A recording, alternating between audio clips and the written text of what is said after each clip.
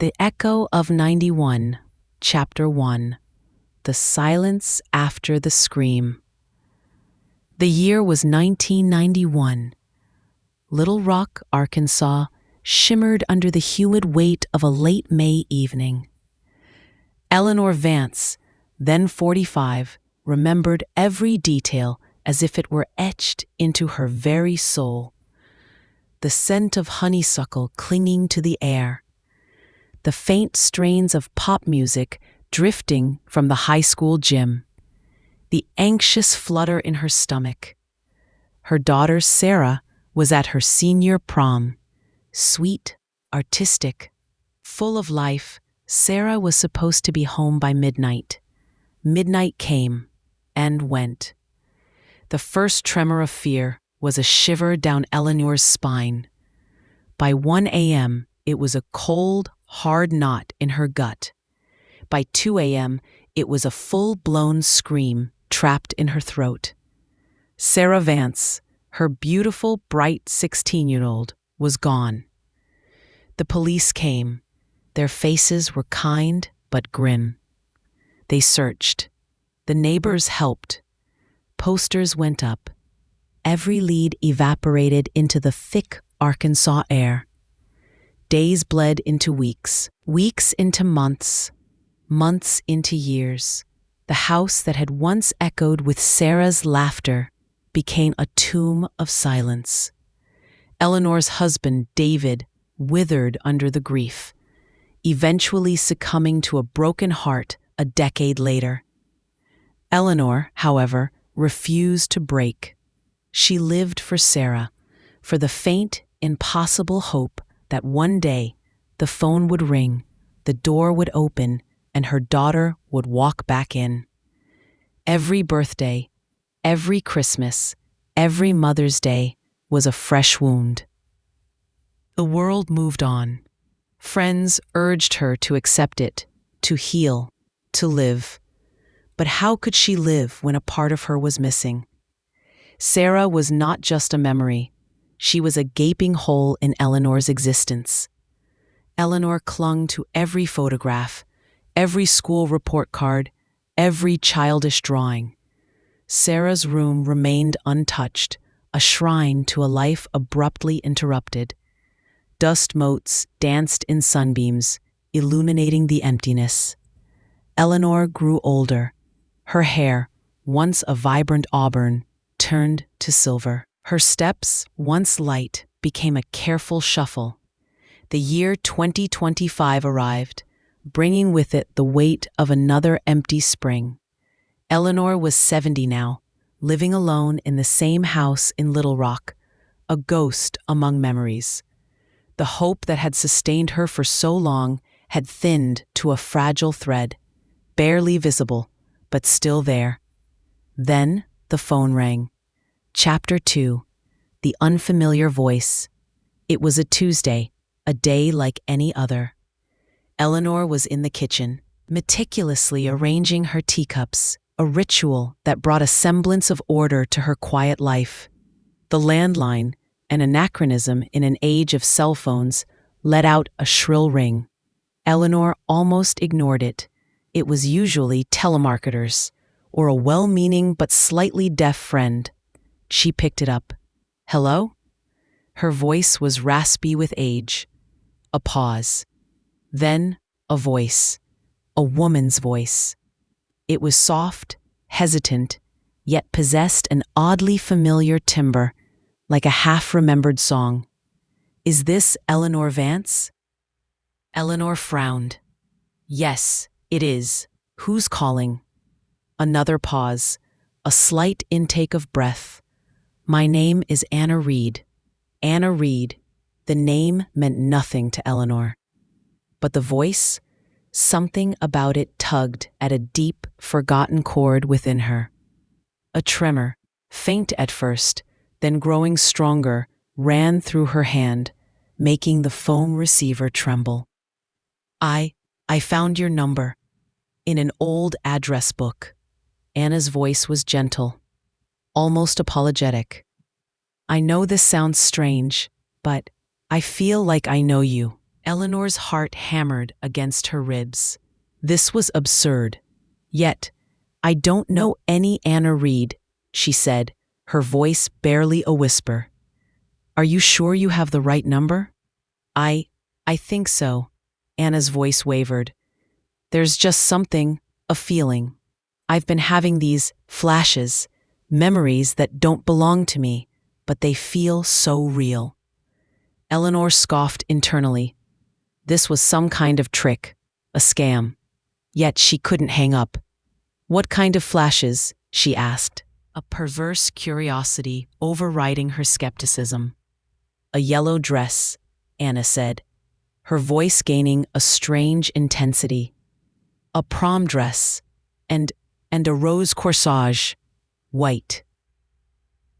And a boy. His name was Michael. He wore a rented tuxedo that was too big." Eleanor dropped the teacup she was holding. It shattered on the linoleum floor, sending shards scattering. The sound was deafening in the sudden silence. The prom dress, Sarah's prom dress, yellow with white lace, and a white rose corsage. Michael Sterling had pinned it on her. Michael, who'd been heartbroken when she vanished. How do you know that?" Eleanor's voice was a ragged gasp. "I don't know." Anna's voice was laced with genuine distress. "It just came to me like a dream, but it felt so vivid. And there's a house, a porch swing, and a specific kind of honeysuckle, very sweet, overwhelming at night." Eleanor staggered backward, clutching the phone. The honeysuckle, the porch swing. Sarah used to sit on that swing for hours, sketching. "Who are you?" Eleanor demanded, her voice raw with a sudden, terrifying surge of hope. Are you my Sarah?" A long, strained silence stretched between them. Eleanor could hear Anna's shallow breathing on the other end. I'm Anna," the voice finally said, softly. "I don't know a Sarah, but I feel like I should. And you, I feel like I've known you my whole life." The call ended abruptly. Eleanor stood in her shattered kitchen, the receiver still pressed to her ear, listening to the dial tone. Her world had just been irrevocably, profoundly shaken. Chapter 3. Threads of Memory. The next few days were a blur of frantic energy and disbelief. Eleanor tried calling the number Anna had called from, but it was untraceable, a burner phone, or perhaps a temporary line. She felt like a detective reborn. The apathy of years lifted, replaced by a fierce, almost terrifying resolve. She pulled out Sarah's old scrapbooks, her diaries, anything that might confirm or deny the impossible. The yellow prom dress, the white rose corsage, Michael Sterling, the awkward, sweet boy who was her date. It was all there, meticulously documented in Sarah's neat, swirling handwriting. Eleanor scoured the internet, a skill she'd grudgingly learned from her late husband. She searched for Anna Reed, memory flashes, unexplained memories. She found nothing concrete. Most results were New Age spiritualism or crackpot theories, but she couldn't shake the feeling. The sheer specificity of the details Anna had mentioned. No one could have known those things unless it was Sarah. Eleanor shared the story with her closest friend, Martha. Martha, ever practical, urged caution. "Eleanor, darling, it could be a cruel joke, or someone trying to exploit you. There are people who prey on the vulnerable." Eleanor nodded, but her eyes held a faraway look. "I know, Martha, but what if it isn't? What if it's her? After all these years?" Martha sighed, seeing the familiar fire reignited in Eleanor's eyes. "What will you do?" "I don't know yet," Eleanor confessed, "but I have to find her." I have to know. A week later, another call. This time, Anna's voice sounded clearer, less hesitant. Hello? Eleanor?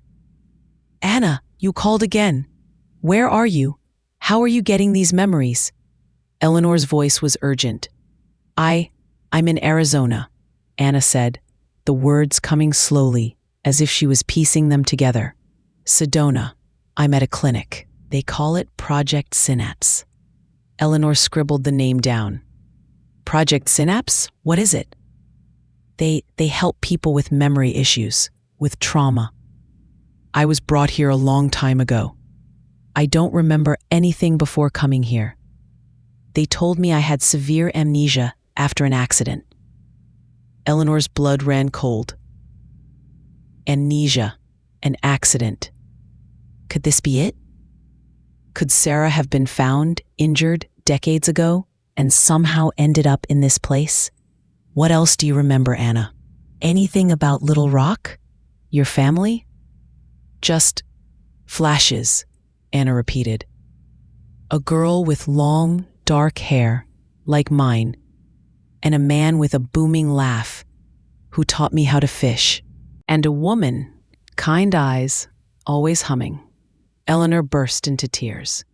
David had taught Sarah to fish, his laugh echoing across the lake, and Eleanor herself often hummed old lullabies while she cooked. It was too much to be coincidence. Anna, Eleanor choked out, tears streaming down her face. That girl with the long dark hair? That's you. The man? That's your father. And the woman? That's me. You're my daughter, Sarah. You're my Sarah. Anna was silent for a long moment. Then, a single, soft word. Sarah? It was spoken with a strange blend of curiosity and a nascent recognition, as if the name itself resonated somewhere deep within her. The connection was tenuous, fragile. Eleanor knew she couldn't rely on phone calls. She had to go to Sedona. She had to see this Anna Reed with her own eyes. Chapter 4. The Journey to Sedona. The decision was swift and unwavering. Eleanor booked the first flight to Phoenix, then a car to Sedona. Martha, despite her reservations, helped Eleanor pack, her expression a mix of concern and grudging admiration for her friend's tenacity. The drive to Sedona was breathtaking, the red rock formations rising majestically from the desert floor. But Eleanor barely noticed the scenery. Her mind raced. What would she find? A stranger? A woman who looked like Sarah but was not? Or impossibly, her daughter, after 34 long years. Project Synapse was located on the outskirts of Sedona, a sprawling, modern complex nestled among the red rocks. It looked more like a luxury retreat than a medical facility, with manicured gardens and sleek glass buildings. Eleanor's heart pounded as she approached the reception desk. I'm Eleanor Vance, she announced, her voice steadier than she felt. I'm here to see Anna Reed, the receptionist. A young woman with a serene smile checked her computer. I'm sorry, Ms. Vance. Anna Reed does not have any scheduled visitors, and we maintain strict patient confidentiality. I understand confidentiality, Eleanor said, her voice rising slightly. But I believe Anna Reed is my daughter, Sarah Vance, who disappeared 34 years ago. She called me. She mentioned this facility. The receptionist's smile faltered. She looked uncomfortable. Ms. Vance, I'm afraid I cannot confirm or deny any patient's identity or presence here. Perhaps you could speak with Dr. Hayes. She's the director of Project Synapse. Yes, I need to speak with her immediately. Eleanor was led to a sterile, minimalist waiting area. Hours stretched into an eternity. Finally, a woman emerged from an inner office. She was tall, with intelligent, piercing eyes behind rimless glasses, and her white lab coat seemed to radiate authority. This was Dr. Evelyn Hayes. Ms. Vance, Dr. Hayes said, her voice cool and measured. "I understand you're here regarding Anna Reed." "Yes," Eleanor stated, rising. "I believe she is my daughter, Sarah Vance. She called me." She remembered details only Sarah would know.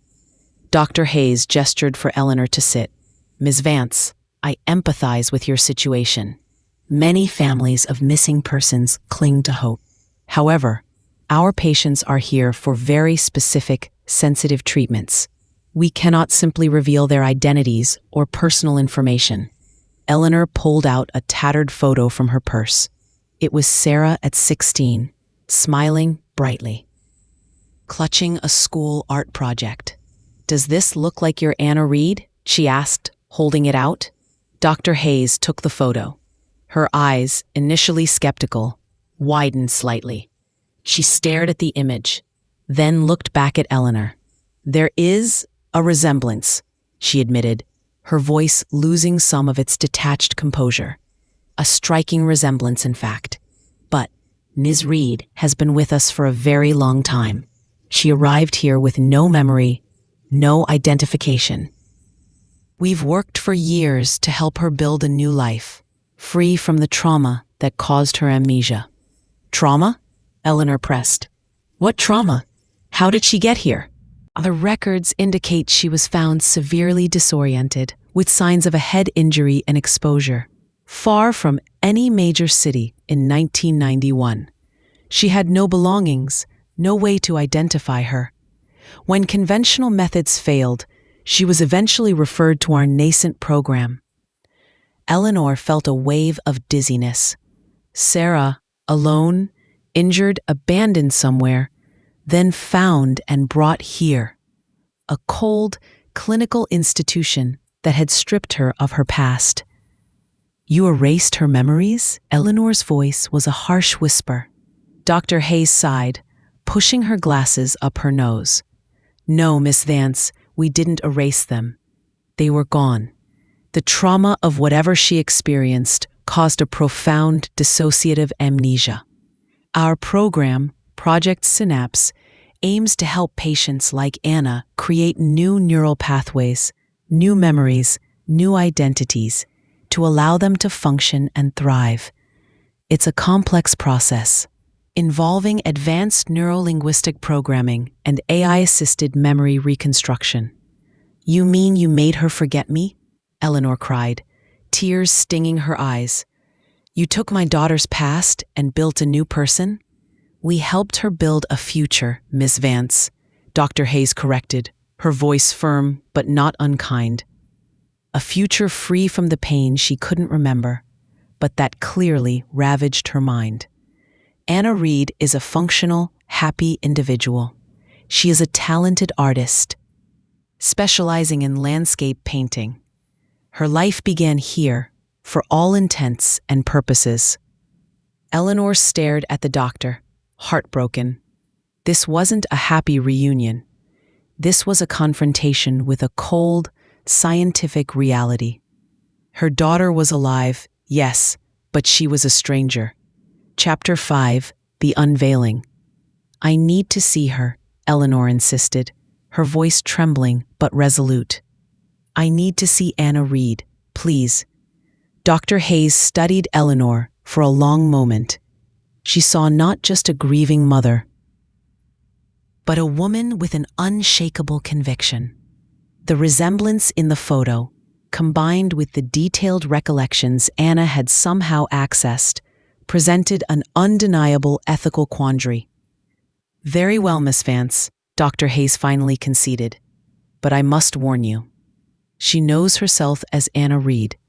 Any attempt to force old memories or to destabilize her current identity could be detrimental to her progress. She is a highly sensitive patient. We have made incredible strides with her." Eleanor nodded, tears welling up. "I understand. Just let me see her." Dr. Hayes led Eleanor down a pristine hallway, past serene common areas and art studios. Eleanor's heart hammered with a mixture of terror and overwhelming anticipation. What would Sarah, Anna, look like Would she recognize anything? They stopped outside a door marked Studio 3. Dr. Hayes opened it. The room was filled with light, dominated by a large easel holding a vibrant, unfinished landscape painting of Sedona's red rocks. A woman stood with her back to them, her dark hair, streaked with silver, pulled back in a loose bun. Her frame was slender, her movements graceful as she applied paint to the canvas. Eleanor gasped. The hair, the way she held the brush, the curve of her neck. It was Sarah. Older, yes, but undeniably Sarah. Anna turned at the sound, her eyes, a familiar shade of hazel, widening slightly as they met Eleanor's. There was no flicker of recognition, no sudden embrace, just a polite, curious gaze. "Anna," Dr. Hayes said gently, "this is Eleanor Vance. She's a potential new patron interested in your art." Eleanor bit back a sob. A patron, not a mother. "Hello," Anna said, her voice soft, the same voice that had called Eleanor. She offered a small, hesitant smile. "It's lovely to meet you." Eleanor stepped forward, her hand reaching out involuntarily. Anna's hand was warm, surprisingly firm as she shook it. Eleanor clung to it, her eyes searching Anna's face, tracing the lines that time had etched, the wisdom and experience that had replaced youthful innocence. "Your paintings are beautiful," Eleanor managed to say, her voice thick with emotion. "Thank you," Anna replied, her gaze moving back to her canvas. "I find great peace in painting. It's like discovering parts of myself I never knew existed." Eleanor swallowed hard. "Anna, do you ever feel a pull towards something you can't quite name?" Anna paused, brush poised in midair. She turned back to Eleanor, her brow furrowed slightly. "Sometimes, like echoes or dreams that linger after you wake up. Very vivid, but I can never quite grasp them." "Like a yellow dress?" Eleanor ventured, her voice barely audible. Anna's eyes flickered. A faint ripple of unease crossed her face. "Yes," she whispered. "How did you know?" Eleanor took a deep breath. She pulled out her phone and found a photo of Sarah, young and radiant in her yellow prom dress, standing beside Michael Sterling. She handed it to Anna. Anna took the phone. Her fingers trembled slightly as she looked at the image. She stared at it for a long, agonizing moment. Her eyes moved from the dress to Sarah's face, then to Michael, then back to the dress. This feels so real," Anna murmured, her voice laced with confusion. "But it's not me, is it?"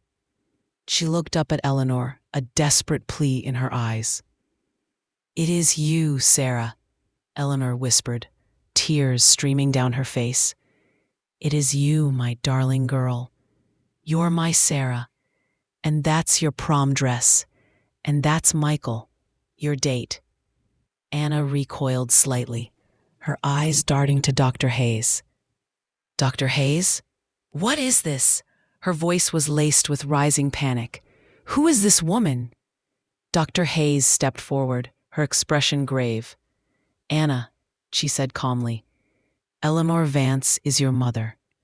The words hung in the air, heavy and profound.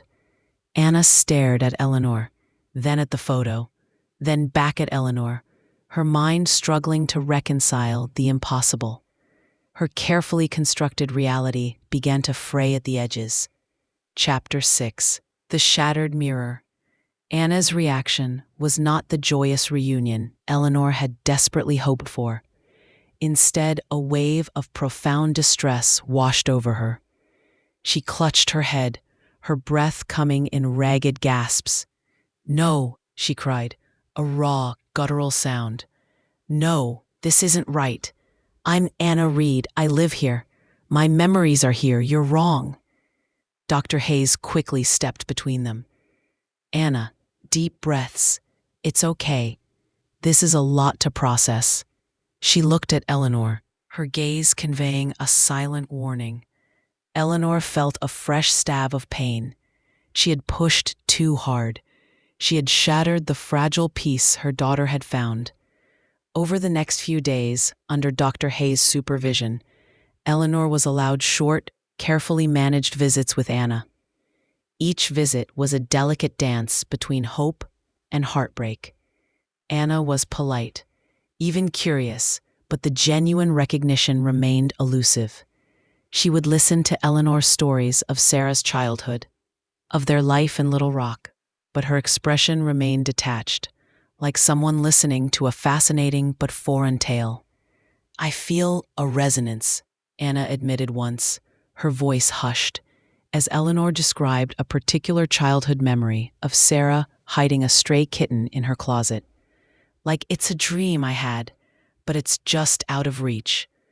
Dr. Hayes explained the science behind it. Anna's brain has formed entirely new neural pathways. Her Anna identity is fully established. The old memories, Sarah's memories, are like dormant files. They exist, but the access points are severely damaged. The calls she made to you, Eleanor, were a breakthrough, a spontaneous, subconscious attempt to access those files. But it's a profound shock to her system. "So what can we do?" Eleanor pleaded. "Is there any way to bring Sarah back?" Dr. Hayes looked thoughtful. "We are on the cusp of something revolutionary, Miss Vance.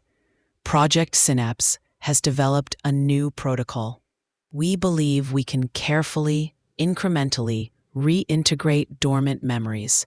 It's never been done on this scale, with such deeply ingrained amnesia. It's risky. It could cause significant distress. It could even fail." "I'll do anything," Eleanor said without hesitation. "Whatever it takes. I want my daughter back." Anna, meanwhile, was undergoing her own turmoil. The appearance of Eleanor, the stories, the photographs, had created a profound crack in her carefully constructed reality.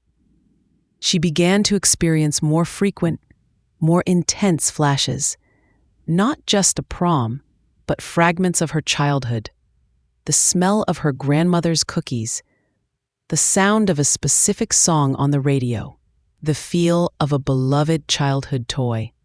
They were disorienting, often painful, but undeniably real.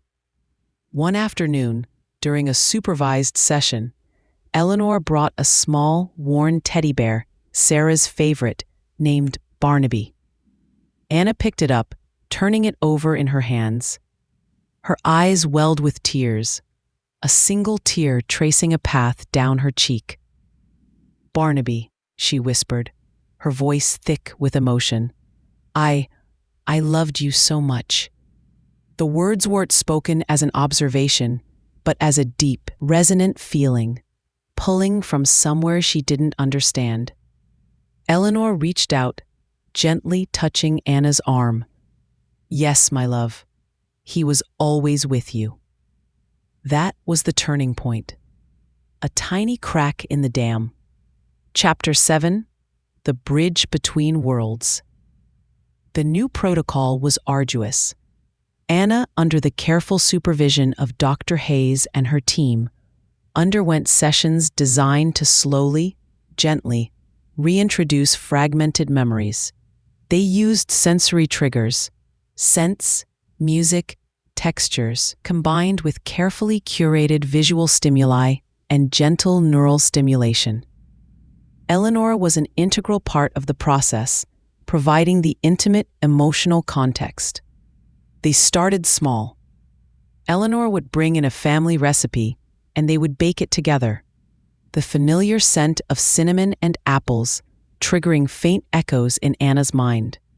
They listened to Sarah's favorite 90s music, watching Anna's expressions as a flicker of recognition, a phantom limb of a feeling, crossed her face. It was not a smooth process. Some sessions ended with Anna in tears, overwhelmed by the conflicting sensations. Sometimes she would lash out, frustrated by the feeling of being torn between two identities. "Who am I?" she would cry, her voice raw.